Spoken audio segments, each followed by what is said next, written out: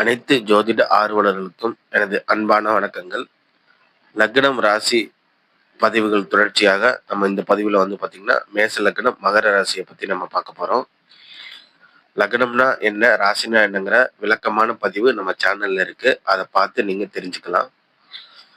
நான் சுருக்கமா லக்னம்னா என்ன, ராசினா என்னன்னு சொல்லிட்டு நம்ம பதிவுக்குள்ள போலாம்.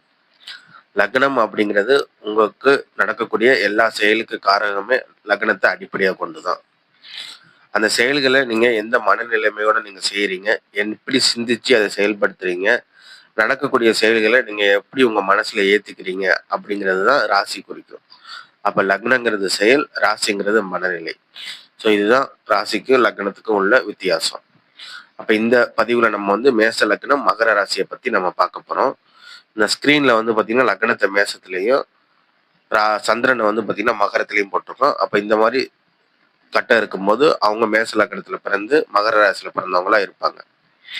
அப்ப இந்த இடத்துல மேசம் அப்படிங்கிற லக்னமா வர்றதுனால செயல்பாடு வேகமா இருக்கும்.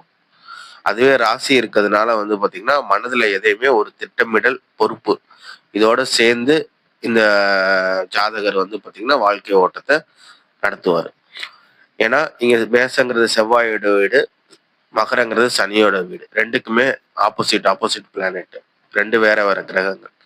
இது வேகமான கிரகம், இது மந்தமான கிரகம். ஸோ ரெண்டும் எப்படி மனநிலைமை ரொம்ப மந்தமா இருக்கும், ஆனா செயல்பாடுகள் வேகமா இருக்கும்.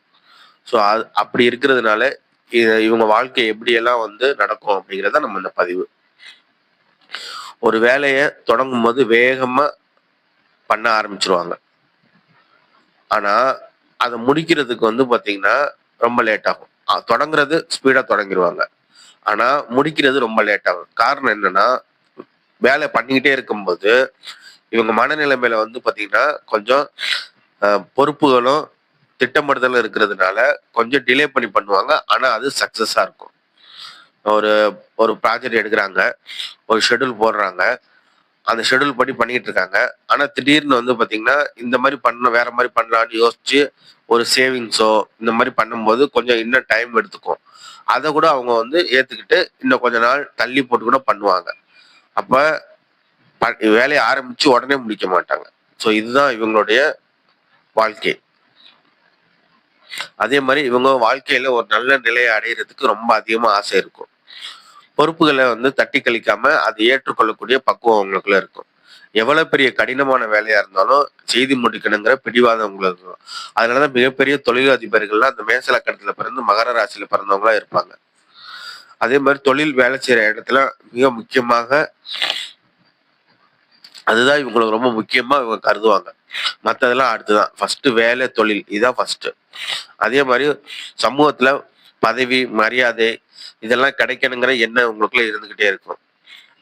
அதே மாதிரி உடனே நம்ம ஜெயிக்கணும்னு தேவையில்லை, ஆனா நம்ம ஜெயிக்கிறது நம்ம லைஃப் லாங் ஃபுல்லா இருக்கணும் அப்படிங்கிற மாதிரி நீண்ட கால வெற்றிக்காக இவங்க நோக்கி செயல்படுவாங்க.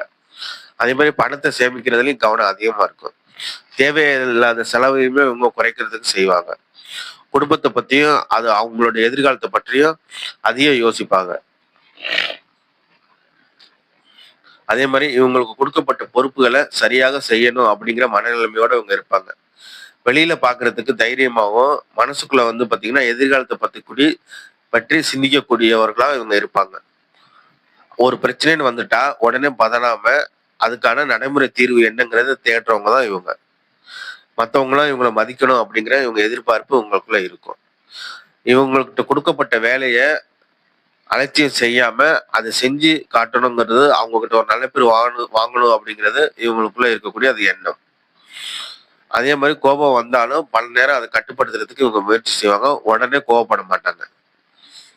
அதே மாதிரி வாழ்க்கையில ஏற்படக்கூடிய தோல்விகளை பற்றி இவங்க பெரிய அவமானமா எடுத்துக்காம அடுத்தடுத்து முயற்சி செய்யறதுல இவங்களுக்கு நல்ல சிறப்பான அது.